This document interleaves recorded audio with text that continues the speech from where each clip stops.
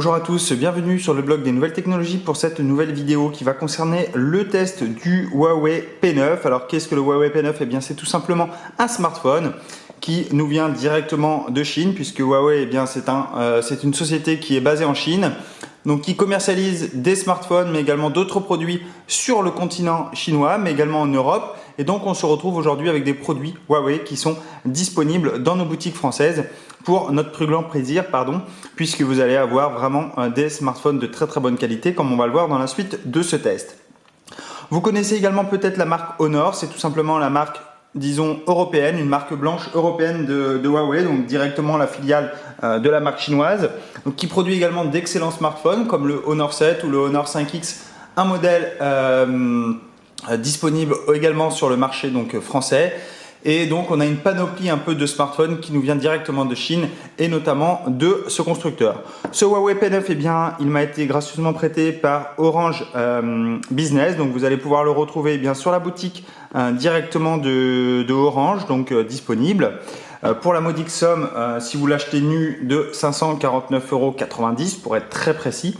Et puis en fonction des forfaits que vous allez pouvoir lui appliquer, vous allez même pouvoir l'avoir pour 1 €. Donc c'est vraiment un très bon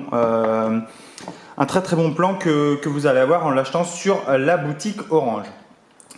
Donc on va rentrer plus en détail évidemment dans ce smartphone. Comme d'habitude, on va faire un petit déballage rapide en vidéo. Ensuite, on va faire un petit tour des caractéristiques du smartphone.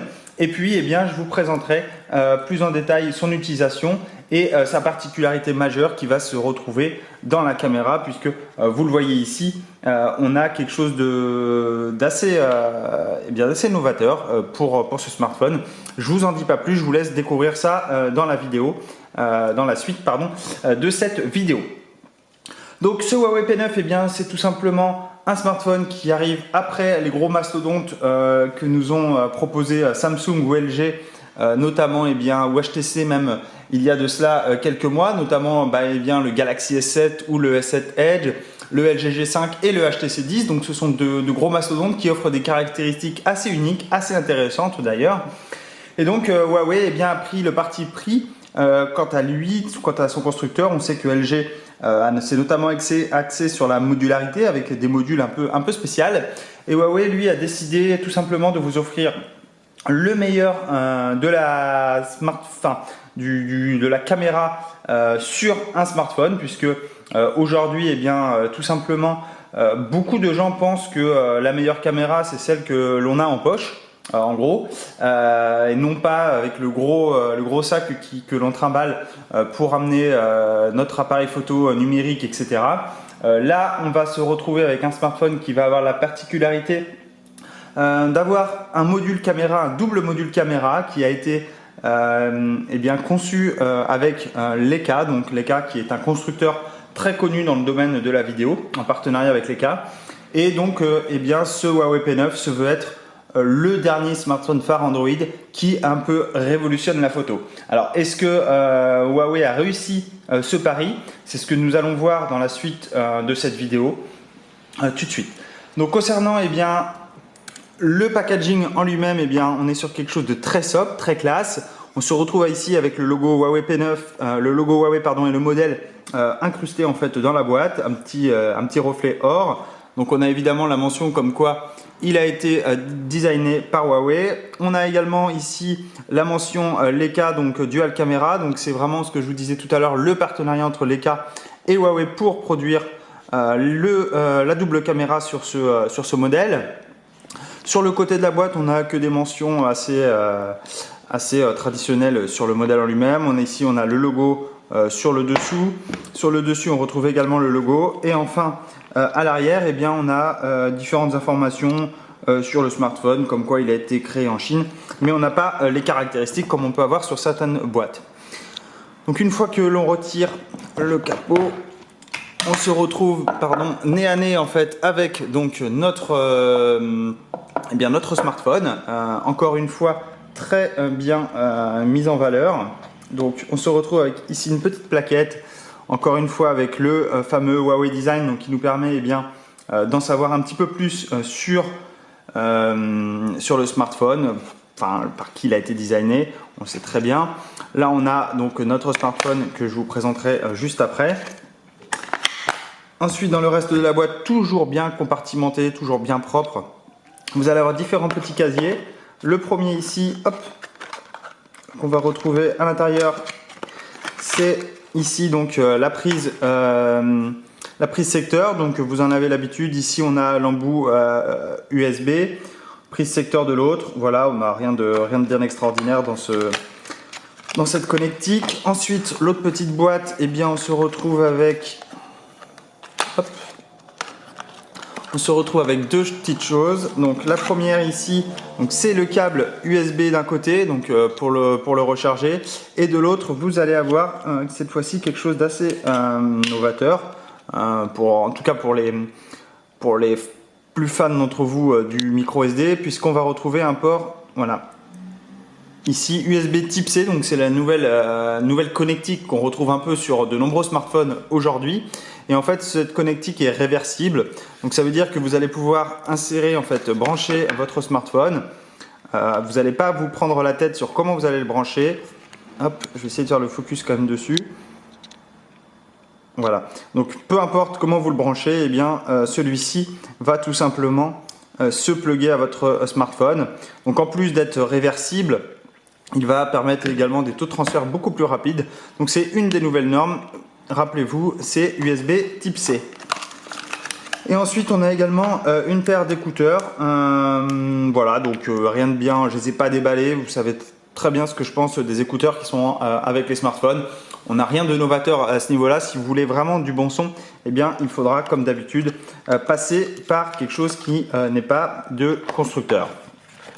Ensuite, on a une autre petite boîte assez classe, donc où on retrouve les différentes formulaires. Vous avez également ici le petit bitonio qui va vous permettre de retirer le port de la carte SIM et ASD, donc qui va vous permettre d'insérer les cartes. Et ensuite, on a d'autres petits livres. Qu'est-ce qu'on a d'autre? Le manuel d'utilisation, etc., etc. Donc voilà, rien de bien extraordinaire. Vous allez retrouver ce que l'on a dans chaque boîte d'un smartphone. Donc évidemment, nous, ce qui nous intéresse, ce ne sont pas les accessoires, c'est évidemment le smartphone en lui-même, et c'est ce qu'on va voir dans la suite de cette vidéo. Donc voici le fameux smartphone, donc un smartphone vraiment, comme vous allez le voir, qui ressemble un peu à du Apple. Pour les grands amateurs d'Apple, eh bien vous allez retrouver quelques lignes directrices sur ce smartphone que l'on retrouve sur le smartphone phare de chez Apple. Donc concernant ces caractéristiques de ce smartphone, on est déjà sur un smartphone donc, qui a une taille d'écran de 5,2 pouces.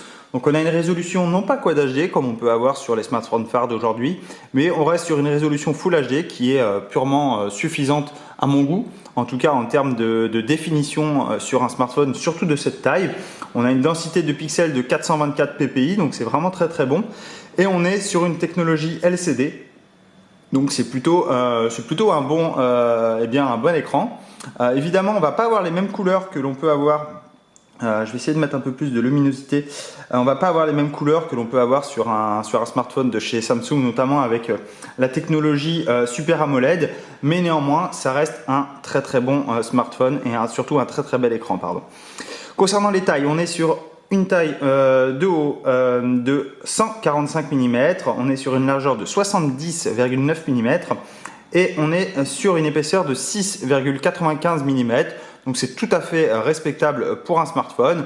À titre de comparaison, voici l'épaisseur de l'iPhone 6S. Donc vous voyez, on est sur quelque chose qui ressemble fortement.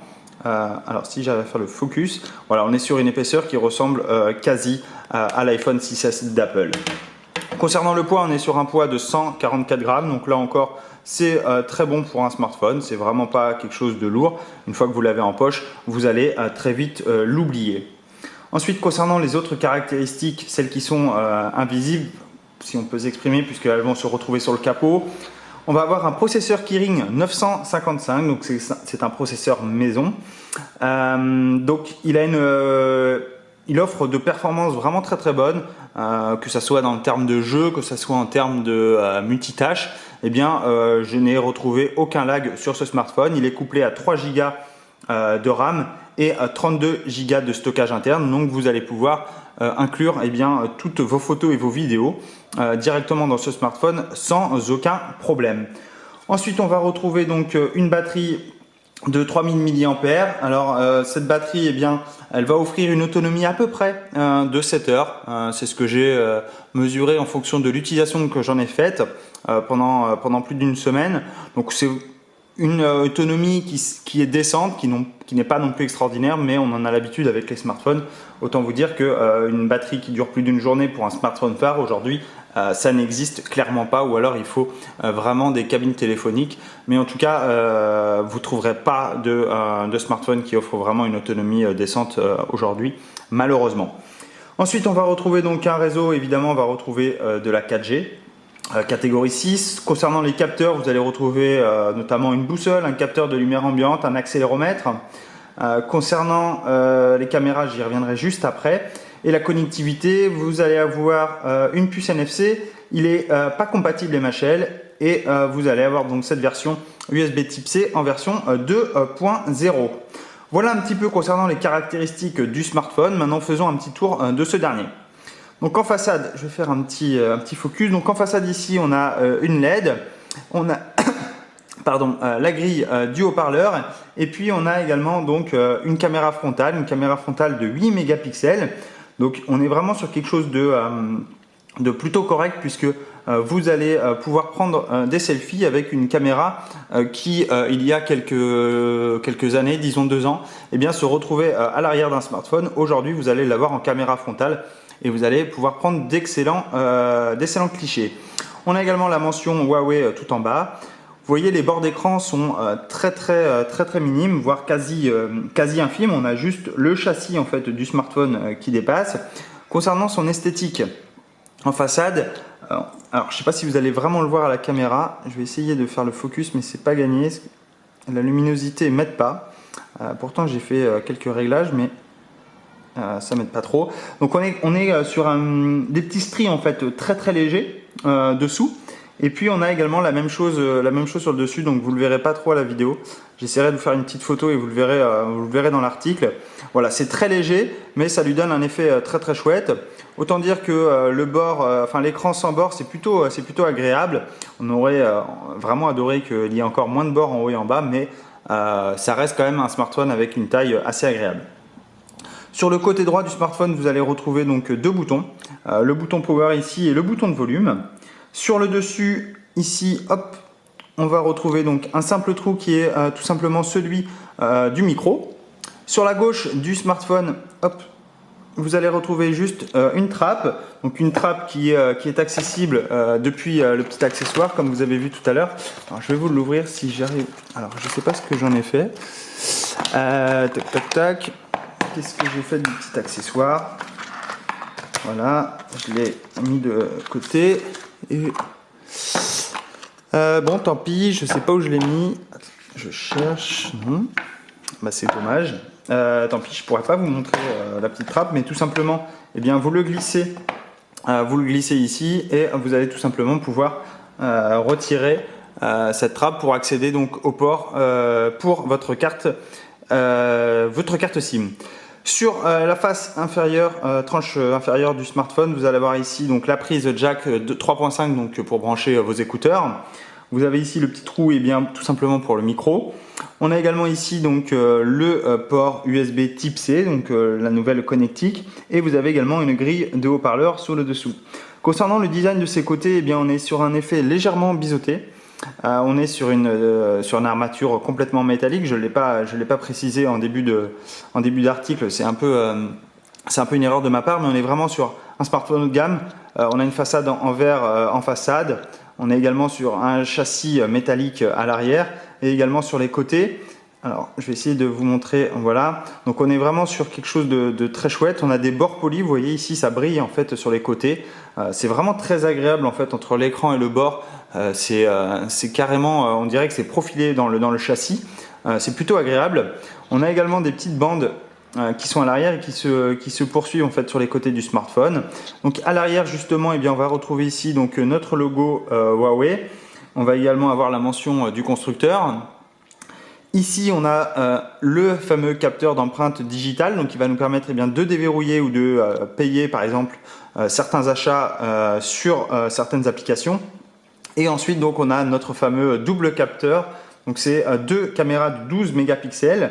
Donc, vous allez avoir un capteur qui va prendre toute la partie couleur des photos, et puis un autre capteur qui va s'occuper du monochrome.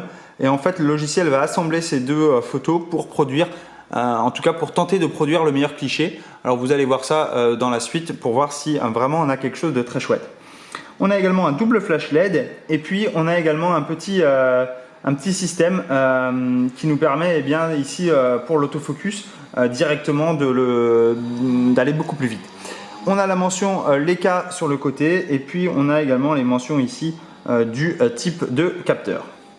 Voilà concernant ce smartphone. Donc vous voyez, on est vraiment sur quelque chose de très sobre, très classe sur celui-ci. Donc maintenant, on va partir sur la partie logicielle, donc sur l'utilisation en fait de ce smartphone. Donc ici, on est sur l'écran d'accueil. Donc il faut savoir qu'on est ici sur une surcouche. On est sur une surcouche. Voilà, j'ai bugué un petit peu. Je me rappelais plus du nom de la surcouche, je cherchais. MUI 4.1, donc EMUI 4.1, donc c'est la dernière version du constructeur. On est sur du Android 6.0, donc Android Marshmallow. On n'est pas sur la version Android Nougat qui va sortir en octobre de cette année, qui est poussée par Google. Peut-être qu'on y aura le droit, enfin je pense qu'on y aura le droit sur ce smartphone, mais en tout cas pour l'instant on est sur Android 6.0 Marshmallow. Donc cette surcouche apporte des modifications assez importantes à l'OS de Google, notamment sur l'utilisation des écrans d'accueil, puisque comme vous le voyez, on est un peu à l'iOS, c'est-à-dire que pour accéder à toutes vos applications, vous n'avez pas un tiroir où vous allez pouvoir appuyer dessus et avoir toutes vos applications. Ici, ça va être sur tous vos bureaux, en fait, que toutes vos applications vont être. Ça ressemble fortement en fait à l'OS d'Apple. Donc toujours, on reste un peu dans l'univers d'Apple. D'ailleurs, si on veut comparer en termes de design, vous voyez, on est quand même sur quelque chose qui ressemble assez fortement au smartphone d'Apple. Donc là, c'est l'iPhone 6S dans les mains. Donc voilà, on est quand même sur quelque chose d'assez j'ai envie de dire assez proche, même si évidemment on est sur du Android et du iOS, mais on voit que l'inspiration quand même de Huawei est quand même porte sur iPhone, même s'ils n'aiment pas trop qu'on dise ça. Il faut quand même néanmoins le dire qu'on est quand même sur une inspiration un peu Apple, même si on a des choses complètement différentes. Donc l'interface en elle-même est très fluide, mine de rien, puisque vous voyez, je slide entre les écrans sans aucun problème. Évidemment, les composants à l'intérieur du smartphone aident. Concernant l'application téléphone, rien de bien extraordinaire. Vous allez pouvoir accéder à tous vos contacts. Vous allez avoir évidemment tout l'univers Google avec toutes les applications. Vous allez également avoir ici des applications qui sont dédiées au constructeur, donc notamment musique, vidéo, agenda, thème, la gestion des téléchargements. On a également une application de santé qui va compter votre nombre de pas, la distance parcourue. Vous allez également pouvoir un petit peu, comme ceci, vous allez voir sur la semaine tout ce que vous avez marché. Vous allez pouvoir revenir sur vos journées sans aucun problème. Ensuite, on va avoir des applications divers outils. Vous avez donc la météo, l'enregistrement sonore, une lampe torche, une boussole, un miroir si vous voulez vous regarder le matin. On va retrouver également, puisque c'est un smartphone Orange, vous allez retrouver tout l'écosystème d'Orange, notamment Orange et moi. Ici, vous allez avoir différentes applications Orange, la TV, Orange Care, Deezer qui est directement offert par Orange. Qu'est-ce qu'on a d'autre? Vous allez avoir donc toutes les applications que j'ai pu télécharger. Ici, on peut voir un petit benchmark en toutou. Alors, j'espère qu'il l'a gardé en mémoire. Non, c'est le dernier. Il l'a gardé sur le Galaxy S7, donc ça marche pas très bien. Toutes vos applications classiques. Ici, vous avez le tiroir de notifications où vous allez avoir différentes notifications qui sont affichées en fait dans une sorte de timeline. En fait, plus vous allez recevoir des notifications, plus celles-ci vont s'inscrire les unes en dessous les autres. Vous allez également accéder à des raccourcis, donc les raccourcis rapides. Ici, on va pouvoir activer le Wi-Fi, le Bluetooth. Vous allez également accéder aux paramètres. Vous allez pouvoir changer le style de l'écran, vous allez pouvoir changer le type d'affichage, donc changer la luminosité, la température des couleurs, les notifications et la barre d'état. Donc vous allez pouvoir choisir votre centre de notification, voir comment celui-ci s'affiche, choisir les applications qui vont arriver dans ce centre de notification. Ensuite, les comptes utilisateurs, l'identification via empreinte digitale, donc avec le fameux capteur que vous retrouvez à l'arrière. Comme vous allez le voir, l'utilisation, hop, on va plutôt choisir un code PIN, plutôt, donc, hop, vous n'avez pas vu le code, hein. Voilà, donc je vais déverrouiller, pardon. Donc vous voyez, pour la gestion des empreintes digitales, vous allez pouvoir l'utiliser pour déverrouiller un écran, accès au coffre-fort, accéder au verrou d'appli et vous allez pouvoir ajouter une nouvelle empreinte. Donc je vais l'utiliser pour déverrouiller l'écran. Donc l'enregistrement d'empreinte digitale, veuillez passer votre doigt sur le capteur. Donc là je vais passer mon doigt. Donc là je sens une légère vibration, comme ce qu'il y a décrit. Et vous voyez, plus ça va, et bien plus mon empreinte digitale enregistrement réussi, parfait. Donc là je vais l'éteindre. Je vais apposer juste mon doigt. Et automatiquement, eh bien, le smartphone m'a reconnu. Donc vous voyez, c'est extrêmement rapide. Voilà. Donc vous n'avez même pas besoin de déverrouiller l'écran, vous avez juste à poser votre doigt et automatiquement, eh bien, le smartphone se déverrouille. Donc vous voyez, c'est extrêmement rapide à mettre en place et surtout à utiliser. Donc ensuite, concernant les autres paramètres, eh bien, vous allez retrouver une assistance intelligente. Donc là, ça va être différentes paramétrages, notamment l'interface de navigation à une main, la gestion des contrôles par mouvement. Donc par exemple, retourner pour couper le son. Donc dès que vous allez retourner le téléphone, eh bien, ça va couper son son. Vous allez pouvoir incliner pour déplacer des icônes et des widgets, etc. Donc, ce sont plein de petites choses que vous allez pouvoir faire. Un mode ne pas déranger, qui va être également accessible, la gestion de vos comptes, vos applications, et à propos du téléphone, vous allez avoir toutes les informations, donc de la surcouche ici, on est sur du 6.0, on est sur le keyring, on est sur 3 Go de RAM, 32 Go de stockage et on a la résolution que je vous ai dit tout à l'heure. Voilà un petit peu concernant l'utilisation du smartphone. Alors évidemment, une surcouche, eh bien, ça apporte plusieurs petites choses, notamment visuelles, mais on reste quand même sur du Android, donc voilà, on est quelque chose de commun, traditionnel. Voilà, je ne vais pas pousser un peu plus l'utilisation, je ne vais pas vous montrer les applications. Évidemment, vous allez retrouver tout ce qui est Google Now, etc. Évidemment, tous ceux qui ont l'habitude d'utiliser un Android ne seront pas perdus à utiliser ce smartphone, évidemment. Ce qui va nous intéresser, c'est la partie photo. Donc voici l'appareil photo. Donc on a donc ce capteur, je vous le répète, de 12 mégapixels, donc le double deux capteurs pardon, de 12 mégapixels. Donc vous allez avoir différents modes avec celui-ci. Alors je vais essayer de vous les montrer un peu tous. Donc là je suis en mode pilotage carrément automatique. Alors attendez, hop, que je revienne dessus. Hop, alors qu'est-ce que j'ai fait? Je suis en mode pro, oui, mais je veux... Voilà, donc on a différents types de paramètres. Donc vous allez pouvoir choisir la résolution de la photo, si vous choisissez le format RAW, l'étiquette GPS. Ensuite, vous allez pouvoir choisir les différents modes. Vous allez pouvoir restaurer évidemment. Vous allez pouvoir activer le suivi d'objets, le contrôle audio, le minuteur, etc. pour toutes les photos. Vous allez également pouvoir accéder donc à différents modes. Donc le mode photo, le mode monochrome. Donc ici, vous allez passer en mode noir et blanc. Donc c'est le capteur un peu de 12 mégapixels que je vous ai présenté tout à l'heure. Donc le déclenchement de la photo se fait très simplement. Vous allez également avoir un mode embellissement. Donc là, on va vraiment embellir un objet. Donc par exemple ici, je vais essayer d'embellir... Ah non, c'est pour le selfie, pardon. Donc je peux activer le selfie parfait ou le classique beauté. On va dire classique beauté. Donc vous voyez ici en fait... alors j'ai ici en fait une plante, mais voilà, je vais pouvoir comme ceci choisir d'embellir en fait l'objet sur lequel je veux le faire. Généralement c'est sur un visage, mais voilà.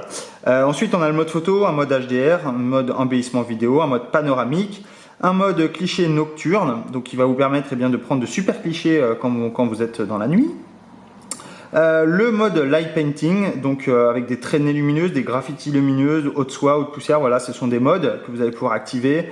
Une note audio et un mode réajustement de documents.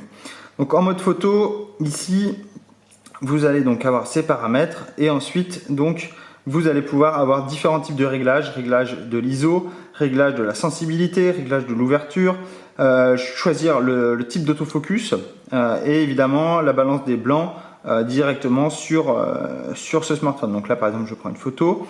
Je peux également activer donc d'un simple geste la caméra frontale, voilà comme ceci. Je peux repasser en mode arrière et puis je peux passer donc hop. Alors je voulais prendre une photo mais je ne me rappelle plus comment on enlève le mode pro. J'ai voulu passer en mode pro mais j'ai un petit souci. Non. C'est pas ça que je voulais faire. On va repasser en mode HDR. Non plus. Donc là vous avez différents filtres disponibles. Alors ce qui m'embête c'est toujours ce mode pro. Je ne me rappelle plus comment on fait pour l'enlever. Tout à l'heure j'ai désactivé mais je ne sais plus comment j'ai fait. Hop. Tac tac tac. Non, je ne sais plus. Enfin, je vais vous montrer des petits clichés, puisque c'est quand même important. Donc là, c'est la photo que j'ai pu prendre à l'instant. Photo en noir et blanc. Là, c'est une photo avec un simple en automatique. Ici, donc, avec certains paysages. Donc, vous voyez, les photos sont vraiment très bonnes. On a vraiment une qualité de photo excellente. Je vais essayer de vous montrer, voilà. Ici, j'ai fait un petit autofocus en fait. Donc, j'ai utilisé 2 capteurs. Et en fait, je vais pouvoir cliquer ici sur le petit logo et je vais pouvoir toucher pour recentrer un peu le focus et tout simplement pour ouvrir ou non l'image. Donc, vous voyez ici, je vais centrer en fait sur la plante, sur la fleur. Donc, ici derrière, vous voyez, ça se fout un petit peu. Et si je choisis en fait l'ouverture à l'arrière, vous allez voir. Alors, hop. Donc là, je vais tout simplement comme ceci. Voilà. Donc là, j'ai ouvert devant. Donc vous voyez, ça s'est flouté derrière. Et si en fait, je enlève carrément le flou, vous voyez ici, j'ai carrément alors je vais enlever ça. J'ai carrément ma fleur qui est vraiment au premier plan, qui est vraiment très nette. Je peux également faire la même chose en arrière-plan. Vous voyez ici, ma plante est complètement floue, alors que l'arrière c'est vraiment très net. Et si j'enlève un peu l'ouverture, si je joue sur l'ouverture du capteur, maintenant que la photo a été prise évidemment, puisqu'on a ce double capteur, et bien je peux jouer un petit peu sur cet effet pour avoir quelque chose de très net. Je peux l'enregistrer et en fait maintenant dès que je vais regarder ma photo, vous voyez ici, j'ai tout simplement ma fleur qui est directement mise en abîme. Donc voilà un petit peu concernant, voilà, j'ai fait différentes, c'est la même chose, différentes essais. Donc vous voyez, on a vraiment des photos qui sont très nettes, très chouettes. Et ça, c'est offert donc par cette double capteur photo. Donc voilà concernant ce test de ce Huawei P9. Alors c'était assez rapide, mais voilà, on est sur un smartphone entre guillemets connu puisqu'on est dans le monde Android. Un peu comme quand je teste un smartphone iOS, je ne répète pas iOS. Ici, on est vraiment sur quelque chose qui est axé sur la photo avec ces doubles capteurs. C'est vraiment un des points forts du smartphone. Vous allez avoir une interface très fluide, un smartphone très fluide. Une coque métallique à l'avant, on a vraiment une dalle en verre sur le devant, des châssis biseautés. On est vraiment sur un smartphone ici haut de gamme et ça se ressent dès qu'on le prend en main et surtout dès qu'on l'utilise. Comme d'habitude, si vous avez des questions, n'hésitez pas à les poser, j'y répondrai avec grand plaisir. Et surtout, je vous dis à très bientôt pour de nouvelles vidéos. Si vous avez des petits produits que vous souhaitez que je teste, n'hésitez pas à me les mettre en commentaire de la vidéo. J'y répondrai, si je peux, en tout cas, j'y répondrai avec grand plaisir. J'essaierai de les avoir pour vous les présenter. Voilà, je vous souhaite à tous une très bonne journée et je vous dis surtout à très bientôt. Au revoir.